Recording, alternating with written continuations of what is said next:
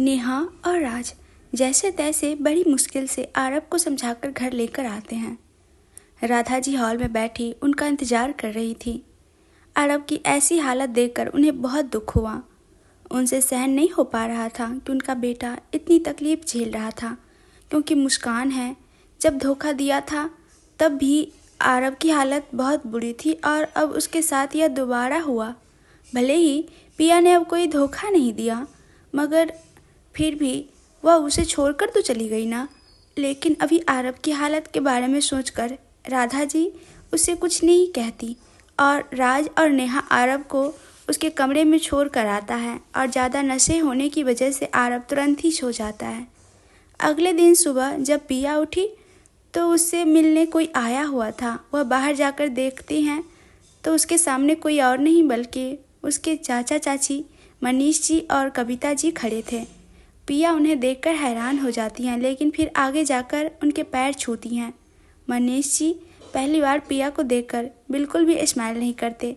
ऐसा लग रहा था जैसे वह किसी बात को लेकर पिया से बहुत ज़्यादा गुस्से हैं। अरे आप लोग ऑस्ट्रेलिया से वापस कब आए? मैंने आपको बहुत मिस किया। बहुत अच्छा हुआ आप लोग वापस आ गए। मनीष जी पिया को कोई जवाब नहीं देते तो पिया को थोड़ा सा दुख होता है। क्या हुआ बड़े पापा, आप मुझसे नाराज़ है क्या? मनीष जी, मुझे माफ़ करना पिया, मैं तुम्हें कोई फोर्स नहीं कर रहा, लेकिन जो तुमने किया वह तुम अच्छे से जानती हो, तो तुमने कैसे सोच लिया कि मैं तुमसे नाराज़ होऊंगा? मगर चाचा जी मनीष, तुम क्या, आखिर तुमने ऐसा क्यों किया? क्या कमी थी उस परिवार में? तुम्हें अपनी बेटी की तरह खुश रखते थे वो लोग और तुम भी उसके साथ बहुत खुश थी। तुमने खुद ही तो बताया था कि तुम्हें परिवार में कोई कमी नहीं महसूस होती और तुम बहुत ज़्यादा खुश हो, तो फिर अचानक से क्या हो गया? तुम आरव को छोड़कर आ गई। वो मैं आपको कैसे पता चला कि मैं ये सब? पिया के सवाल के जवाब में मनीष जी उसके हाथ में एक डॉक्यूमेंट पकड़ा देते हैं। पिया कंफ्यूज हो जाती हैं कि किस बात का डॉक्यूमेंट है। वह उसके हाथ से डॉक्यूमेंट लेकर उसे खोलकर देखती हैं। जैसे ही उसकी नज़र डॉक्यूमेंट पर जाती है उसके होश उड़ जाते हैं। वह उसके और आरव के डिवोर्स पेपर थे जो उसने ही छोड़े थे अपने कमरे में आरव के लिए। लेकिन अभी वह इस बात से ज़्यादा हैरान थी क्योंकि उस पर अब आरव के भी सिग्नेचर थे। आरव के सिग्नेचर देखकर एक पल को तो पिया की आंखों में आंसू आ गए, लेकिन वह मनीष जी और कविता जी से छुपाती हैं और धीमे से पूछती हैं, ये आपको कहाँ से मिले? मनीष जी, आज सुबह जब हम घर लौटे तो एक आदमी आया था इसे देने के लिए। उसने कहा कि इस पिया मैडम को दे दे और फिर चला गया। जब मैं खोलकर देखा तो मुझे बिल्कुल भी यकीन नहीं हुआ कि इसमें तुम्हारा और आरव के डिवोर्स पेपर थे जिस पर तुम दोनों के सिग्नेचर भी थे। मुझे कुछ समझ नहीं आया कि यह सब क्या हो रहा है, तो मैं तुम्हें फ़ोन करने की कोशिश की, लेकिन तुम्हारा फ़ोन बंद आ रहा था। तो मैंने आरव के घर पर कॉल लगाया अविनाश जी को और उसने मुझे सब कुछ बताया जो तुमने किया। उन्होंने यह भी बताया कि तुम घर छोड़कर चली गई है और पता नहीं कहाँ गई हो। मुझे लगा ही था कि अगर तुम घर पर नहीं आई हो तो पक्का यहाँ हॉस्टल में आकर रह रही होगी, इसलिए मैं यहाँ चला आया तुमसे मिलने, बात करने। आखिरकार तुमने ऐसा क्यों किया? पिया को बहुत रोना आ रहा था, लेकिन वह अपने चाचा जी को कुछ भी सच्चाई नहीं बता सकती थी, क्योंकि अगर वह कुछ भी बताती तो उसके चाचा जी उसका ही सपोर्ट करते और मुस्कान को वापस घर बुला लेते। वह तो पहले ही मुस्कान से काफ़ी ज़्यादा नाराज़ थे और उन्हें यह सब पता चलता तो पता नहीं क्या करते। बस यही सोचकर पिया उन्हें कुछ नहीं बताती और झूठ बोलने लगती हैं। वो चाचा जी, मैं वहाँ आरव। मनीष जी, अगर तुम वहाँ खुश नहीं थी और तुम्हें आज़ादी से जीना था तो तुम मुझसे बात भी तो कर सकती थी ना। क्या तुमने एक बार आकर भी मुझसे बात करना ज़रूरी नहीं समझा और इतना बड़ा फैसला ले लिया? क्या हम तुम्हारे इतने पराए हैं पिया? कविता जी को कुछ फर्क नहीं पड़ रहा था। वह बस बोर हो रही थी इन दोनों के बीच बातचीत से और चुपचाप मनीष जी जो कह रहे थे वह सुन रही थी। मनीष जी की बात सुनकर पिया की आंखों में आंसू आ जाते हैं। वह उसका हाथ पकड़कर कहती हैं, प्लीज़ चाचा जी ऐसे मत बोलिए, मेरा ही है, आपके अलावा इस दुनिया में कौन? मनीष जी, तो फिर यह सब करने की क्या वजह थी? देखो, मुझे सब सच सच बताओ कि क्या हुआ है, क्योंकि इतना तो मैं बहुत अच्छे से जानता हूँ कि तुम इतना बड़ा फैसला ऐसे कभी नहीं लोगी जिस लड़की ने बचपन से लेकर आज तक कभी अपने बारे में नहीं सोचकर दूसरों का हमेशा ख्याल रखा हो, वह अपने लिए ऐसे अपने परिवार को छोड़कर नहीं आ सकती, क्योंकि तुम भी बहुत अच्छे से जानती हो कि तुम्हारे उस घर को छोड़ने से कपूर फैमिली की इज्जत पर भी दाग लग सकता है। मैं जानती हूँ चाचा जी, लेकिन ऐसा नहीं होगा।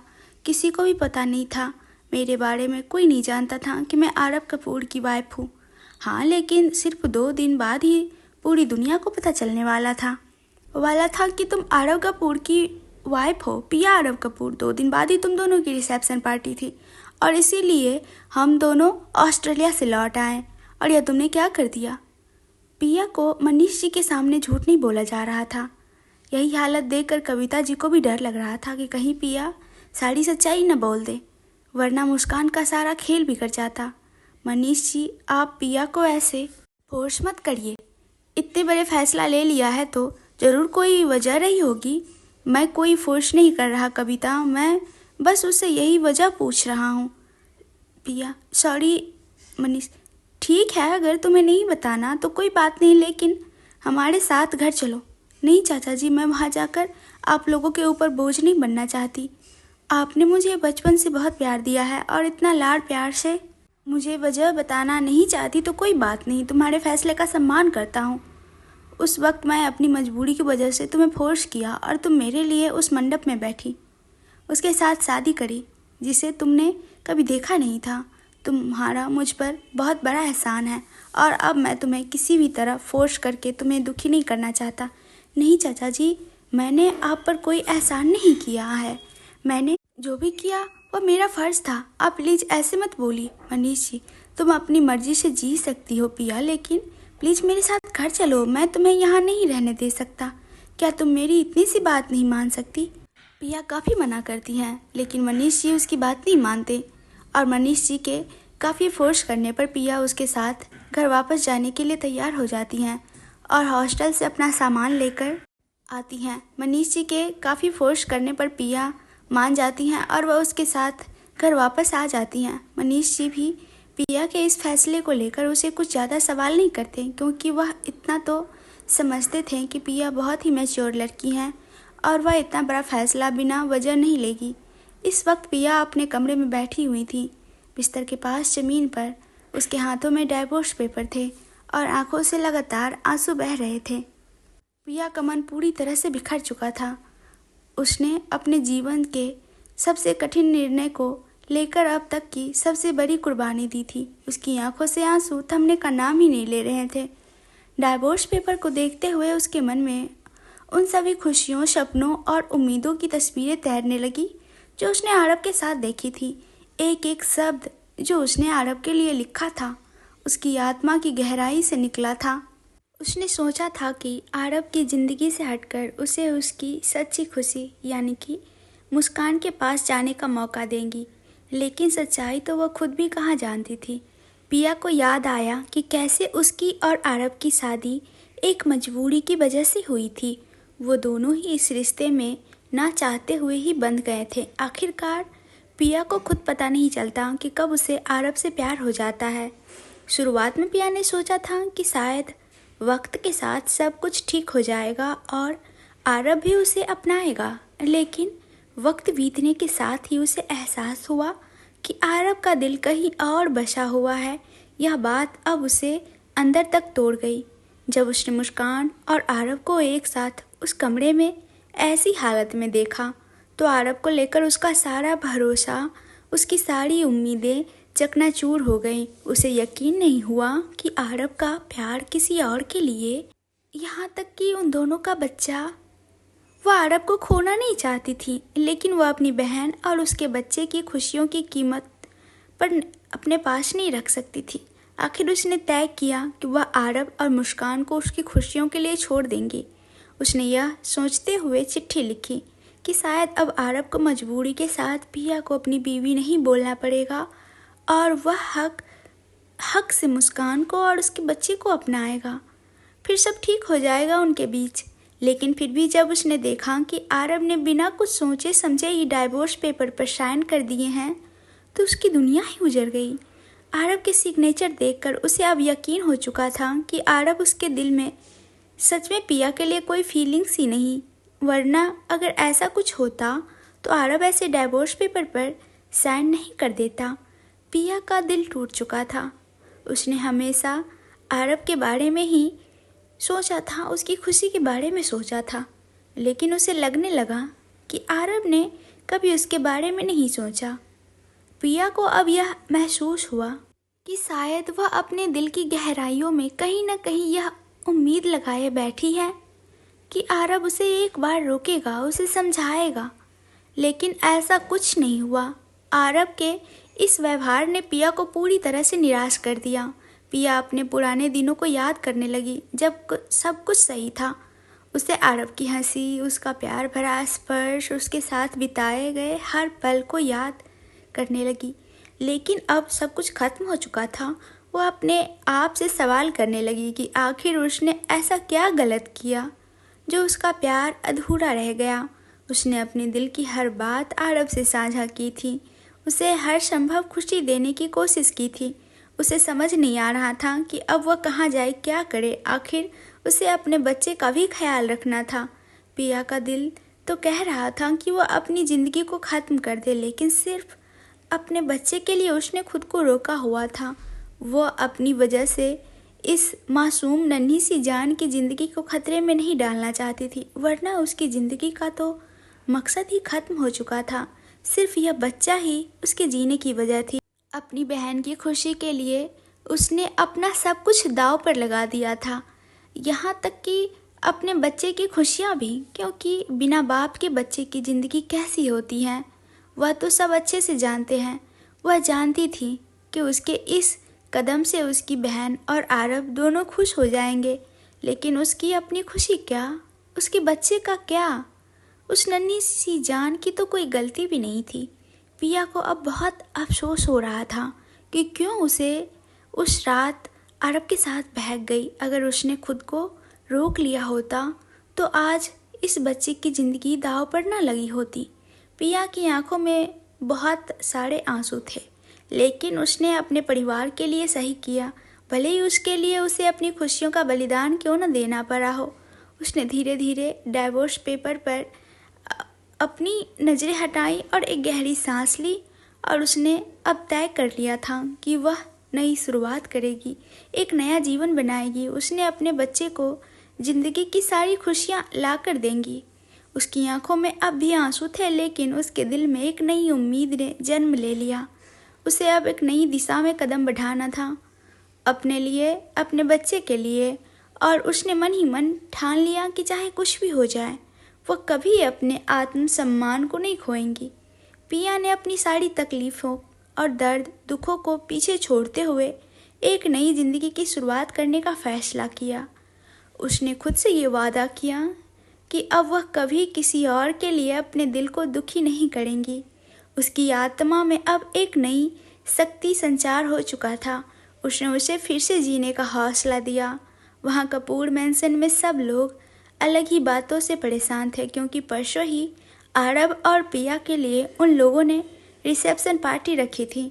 पूरी मीडिया में बस यही बातें चल रही थी कि आखिरकार कपूर खानदान की बड़ी बहू का चेहरा सबके सामने आने वाला है, जिसे इतने वक्त से पूरे परिवार ने छुपा रखा था। लोग तरह तरह की बातें बना रहे थे। सब लोग हॉल में जमा हुए थे, सिर्फ आरब नहीं था।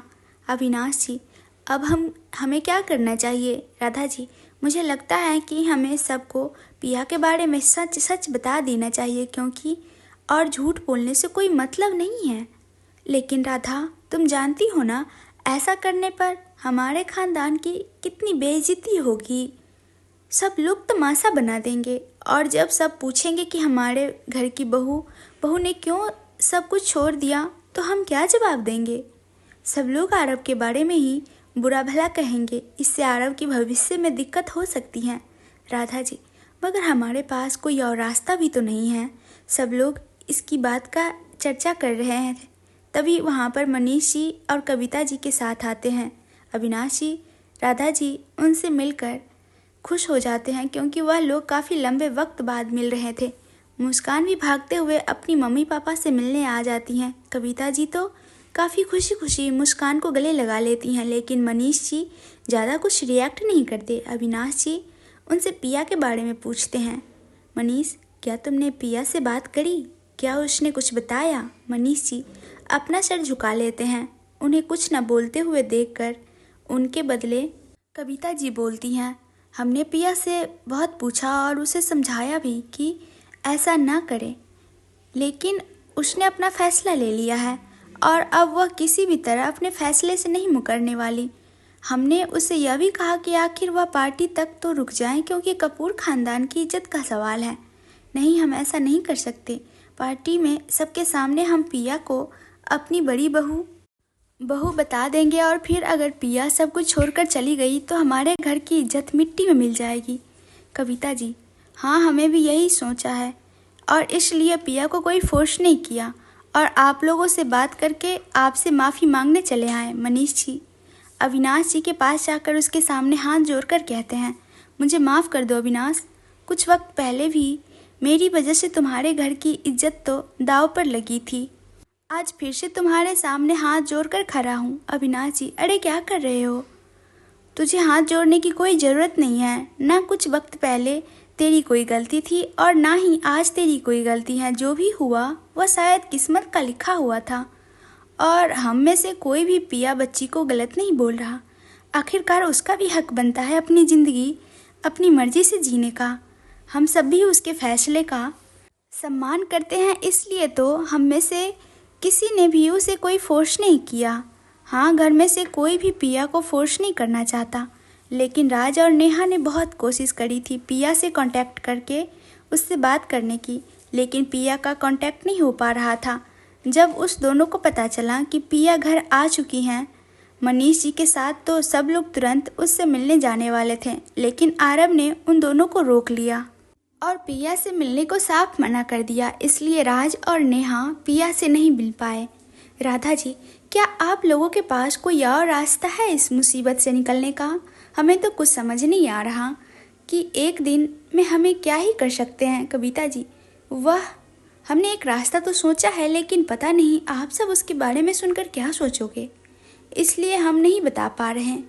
Please Aarav, talk to her. Kavita ji और मनीष जी आरव के घर आए हुए थे और वह सब लोग मिलकर 2 दिन बाद जो रिसेप्शन पार्टी थी उस बारे में बातें कर रहे थे। कविता जी, वह हम दोनों यहाँ पर हाथ जोड़कर आप लोगों से रिक्वेस्ट करने आए हैं कि प्लीज़ आप हमारी बच्ची मुस्कान को अपना लीजिए। हाँ, हम मानते हैं कि उसने शादी से भागकर बहुत बड़ी गलती करी थी, लेकिन आप सब जानते हो कि उसने वो सब मजबूरी में किया था, वरना मेरी बच्ची आरव को कभी भी धोखा नहीं देती। वह आज भी उससे बहुत प्यार करती है और सबको पता है कि आरव भी मुस्कान से कितना प्यार करता है। और अब तो भगवान ने मौका दिया है इन दोनों को फिर से साथ होने का, तो क्यों ना। कविता जी की बात सुनकर सब लोग काफ़ी हैरान हो गए थे। किसी ने भी इस बारे में बिल्कुल नहीं सोचा था। मुस्कान को सब पता था, लेकिन वह फिर भी नाटक करते हुए कहती है, मॉम प्लीज़, यह आप क्या बोल रहे हो? हमने डिसाइड किया था ना कि हम इस बारे में कोई बात नहीं करेंगे आरव की फैमिली से। कविता जी, हाँ, लेकिन यहाँ पर तेरी ज़िंदगी का सवाल है और भगवान ने मौका दिया है तेरी ज़िंदगी संवारने का, तो बात करने में हर्ज ही क्या है। राधा जी, यह आप क्या बोल रहे हो? कविता जी, हाँ, भले ही मुस्कान और आरव की शादी होने वाली थी, मगर हुई तो नहीं ना। आरव की शादी पिया से हुई थी, वह इस घर की बहू है, तो हम अब पूरी दुनिया के सामने मुस्कान को अपनी बहू कैसे बता सकते हैं, पिया को उस हाल में छोड़कर। अविनाश जी, सॉरी मनीष, अगर तुम्हें बुरा लगा तो, मगर ऐसा करना मुझे भी ठीक नहीं लग रहा। मनीष जी कुछ बोल नहीं रहे थे, ऐसा लग रहा था जैसे वो ज़बरदस्ती यहाँ पर आए हुए हो, और दरअसल था भी ऐसा ही। मुस्कान और कविता जी ने साथ मिलकर मनीष जी को काफ़ी इमोशनल ब्लैकमेल किया था और फिर पिया के खिलाफ भड़काया था। मुस्कान ने भी काफ़ी प्यारी प्यारी बातें करके अपने पापा को मनाया और आखिरकार मनीष जी को हार माननी पड़ी माँ बेटी की जिद के आगे। ऐसा नहीं था कि उन्हें पिया की कोई परवाह नहीं थी। उन्होंने पिया को बहुत समझाया और अपनी ज़िंदगी खराब ना करने को कहा, लेकिन पिया मानने को तैयार नहीं थी। इसलिए अब मनीष जी के पास कोई रास्ता भी नहीं था। कविता जी को बहुत गुस्सा आ रहा था क्योंकि मनीष जी कुछ भी नहीं बोल रहे थे।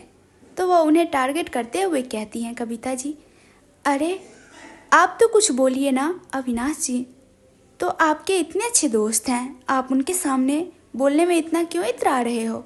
मनीष जी बेमन से कहते हैं, मैं जानता हूँ अविनाश, मेरी बेटी ने बहुत बड़ी गलती की थी, मगर वह अब एक मौका चाहती हैं सब कुछ ठीक करने का। तो अगर तुम लोगों को सही लगे तो प्लीज़ अविनाश जी, मैं तुम्हारी भावना समझ रहा हूँ, लेकिन इस बारे में हम कुछ नहीं कर सकते क्योंकि ज़िंदगी आरब की है, तो फैसला उसी का होगा।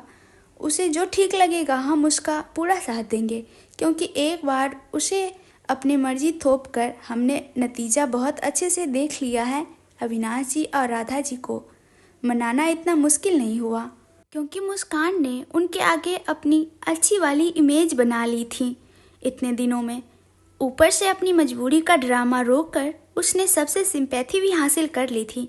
किसी को अब मुस्कान ने जो किया था उस बारे में गुस्सा नहीं आता था, बल्कि मुस्कान के ऊपर दया आती थी कि उसके साथ कितना बुरा हुआ। ऊपर से कविता जी के बहुत रिक्वेस्ट करने पर और इतनी सारी बातें सुनने पर सबके दिमाग में आता है कि शायद मुस्कान और आरब का साथ रहना ही ठीक है दोनों की खुशी के लिए।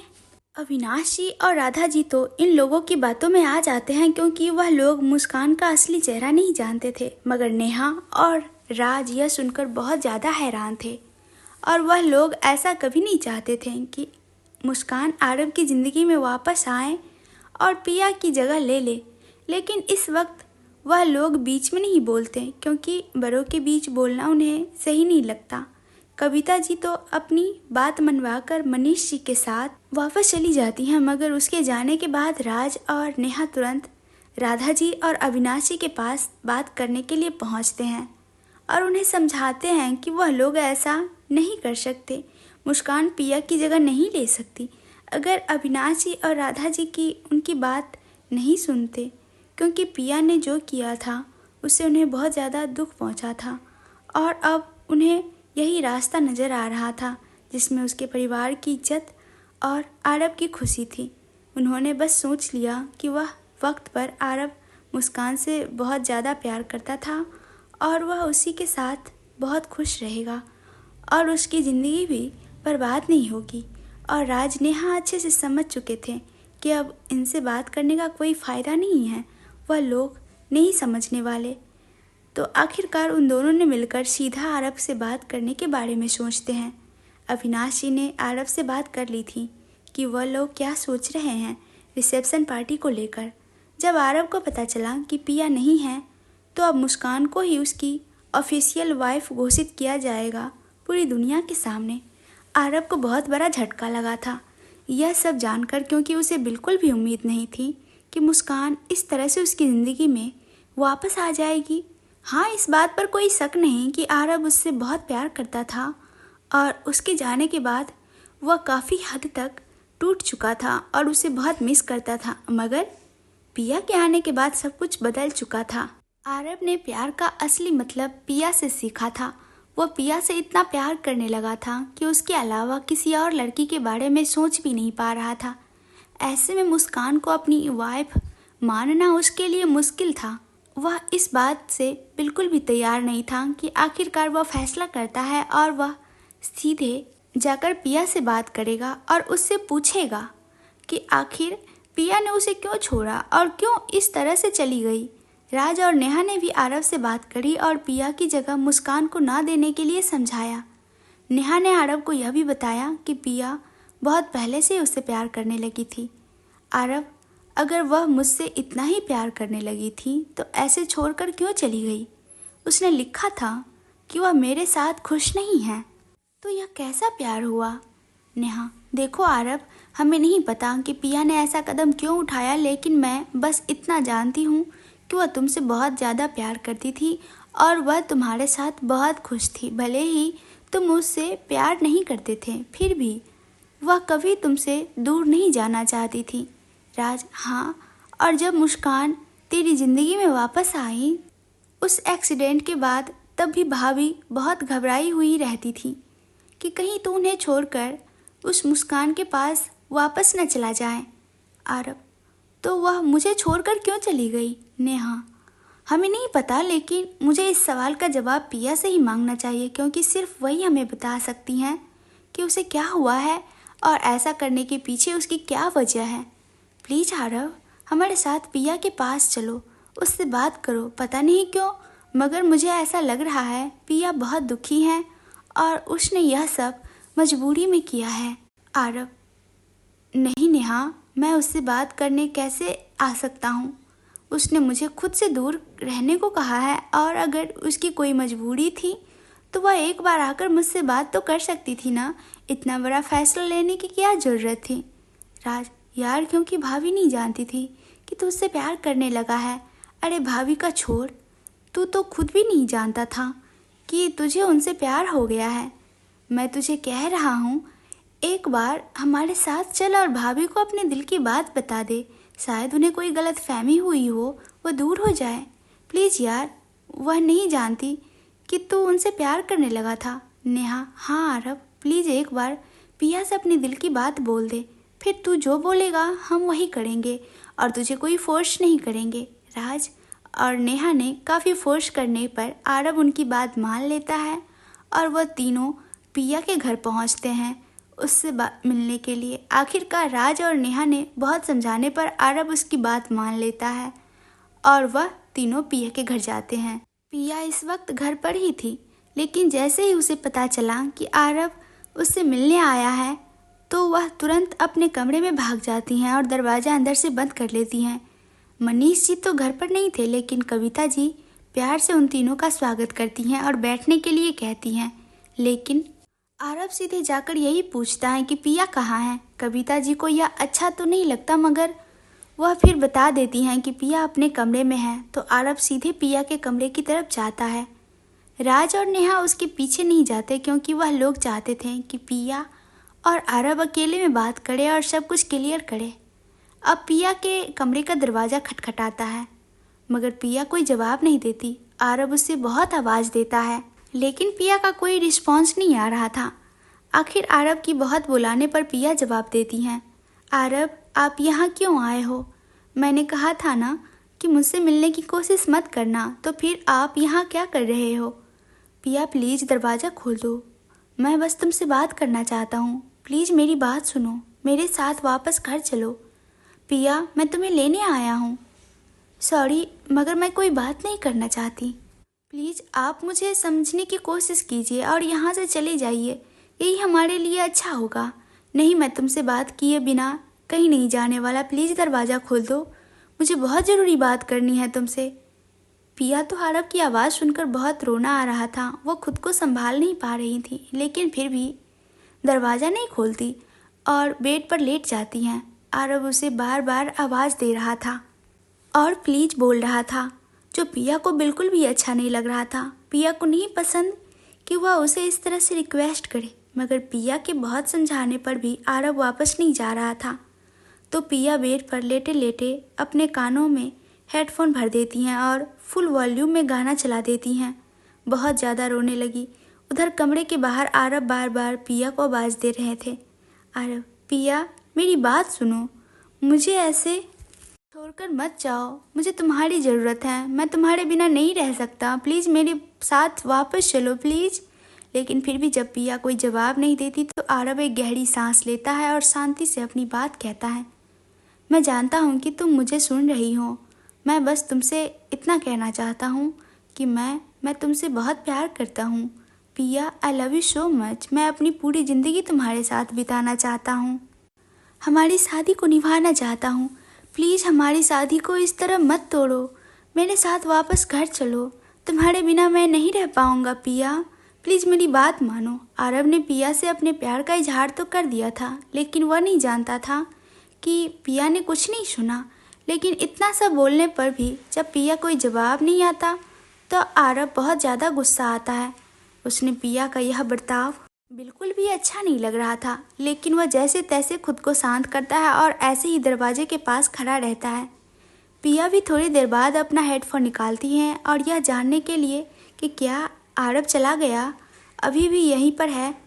हेडफोन निकालने के बाद उसे कोई आवाज़ नहीं आती तो वह दरवाजे के पास जाती हैं और बाहर आवाज़ सुनने की कोशिश करती हैं और उसी वक्त आरव चिल्लाते हुए गुस्से से कहता है, तुम अपने आप को समझती क्या हो? हाँ, मैं कब से तुम्हें बुला रहा हूँ, इतनी माफ़ी मांग रहा हूँ, इतना मना रहा हूँ, और तुम हो कि एक जवाब भी देना ज़रूरी नहीं समझती। अरे मुझे तो यह तक नहीं पता कि मेरी गलती क्या है। तुम मुझे बेवजह छोड़कर चली आई और फिर भी मैं पागलों की तरह यहाँ खड़ा हूँ और तुम्हें अपने साथ वापस चलने के लिए बोल रहा हूँ, लेकिन तुम्हारे लिए तुम्हारा एटीट्यूड ज़्यादा ज़रूरी है। आरव के मुंह से यह सब बातें सुनकर पिया को बहुत दुख होता है। उसे उम्मीद नहीं थी कि आरव इतना रूडली बात करेगा उसके साथ। उसकी ऐसे गुस्से भरी आवाज़ सुनकर पिया बहुत घबरा जाती हैं, लेकिन वह फिर भी सुनती रहती हैं। आरव अपने रिश्ते को बचाने की आखिरी कोशिश कर रहा था। उसकी आवाज़ में बेताबी और दर्द साफ झलक रहा था, लेकिन पिया का कमरा अब भी बंद था। देखो पिया, दरवाज़ा खोलो, हम सब ठीक कर सकते हैं, प्लीज़ बात तो सुन लो। लेकिन पिया का दिल कठोर हो चुका था। वह अतीत के उन पलों को याद कर रही थी जब उसने आरव को पूरी तरह से समझने की कोशिश की थी, लेकिन हर बार उसकी भावनाएं अनसुनी रह गई थी। आरव ने कभी भी इस शादी को निभाने की कोशिश नहीं करी। पिया के साथ शादी होने के बावजूद उसने सिर्फ मुस्कान से प्यार किया। पिया को वह सब बातें एक साथ याद आती हैं। उसने अपने आंसुओं को पोंछा और खुद को शांत रखने की कोशिश की। आरव दरवाजे के बाहर खड़ा था। उसकी आवाज़ अब चिल्लाने में बदल गई थी। पिया, तुम ऐसे कैसे कर सकती हो? बिना कुछ बताए यहाँ आ गई। क्या यह तुम्हारा प्यार है? कमरे के अंदर पिया की आंखें अब भींगी हुई थीं, लेकिन उसने दरवाज़ा खोलने की कोशिश नहीं की। आरव की आवाज़ में अब गुस्सा झलक रहा था। तुम्हारा यह एटीट्यूड पिया, तुम हमेशा सोचती हो कि तुम सही हो। तुमने कभी मेरे बारे में नहीं सोचा। तुम हमेशा खुद के बारे में सोचती हो। यह तुम्हारा स्वार्थ है जो हमें यहाँ तक ले आया। आरव की यह बातें पिया के दिल में छुरी की तरह चुभ रही थी, लेकिन उसने अपने दर्द को दबाया और शांत रहने की कोशिश की। आरव की आवाज़ अब गुस्से से थरथरा रही थी। पिया, तुमने मेरे साथ ऐसा कैसे किया? एक बार भी मेरे बारे में नहीं सोचा। तुमने मुझे छोड़ दिया और अब दरवाज़ा भी नहीं खोल रही हो। क्या यही प्यार है तुम्हारा? देखो, मैं अच्छे से जानता हूँ कि तुम मुझे सुन रही हो। प्लीज़ मुझे जवाब दो, मैं इंतज़ार कर रहा हूँ। अब मुझसे कुछ भी छुपाने के कोई फ़ायदा नहीं है। मुझे राज और नेहा ने बता दिया है कि तुम मुझसे प्यार करने लगी थी, तो फिर कभी बताया क्यों नहीं? और अगर प्यार करती थी तो ऐसे छोड़कर क्यों आ गई? पिया के मन में आरव के शब्द गूंज रहे थे। वह समझ गई थी कि राज और नेहा ने आरव को सब कुछ बता दिया है, लेकिन उसने अपने निर्णय को नहीं बदला। आरव का गुस्सा अब हद से पार हो चुका था। तुम्हारी वजह से ही सब कुछ बर्बाद हो रहा है पिया। तुम हमेशा अपने फैसले को सही मानती हो। तुमने कभी मेरी भावनाओं का सम्मान नहीं किया। इतना बड़ा फैसला लेने से पहले क्या एक बार भी मुझे पूछना ज़रूरी नहीं लगा तुम्हें? अगर कोई परेशानी थी, कोई बहुत बड़ी बात थी, तो मुझसे आकर भी तो बता सकती थी। घर छोड़कर आने का और साथ ही डाइवोर्स पेपर तैयार करवाने का क्या मतलब होता है? क्या डाइवोर्स का फैसला लेना तुम्हारे लिए इतना आसान था? पिया भी कांपती हुई आवाज़ में इस बात का जवाब देती हैं।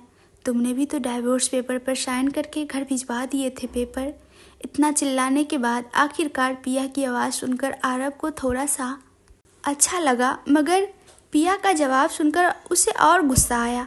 मैंने डाइवोर्स पेपर पर साइन करे क्योंकि तुम उन्हें छोड़कर गई थी। यहाँ तक कि तुमने जो उन पर साइन भी किए थे, तो फिर तुम मुझसे और क्या उम्मीद कर सकती थी? आरव की इतनी बातों ने पिया के अंदर की तकलीफ को और बढ़ा दिया। उसने अपने आंसुओं को रोकने की कोशिश की, लेकिन उसकी आंखें अब भी पूरी तरह से भीग गई थी। आरव की आवाज़ में अब निराशा झलक रही थी।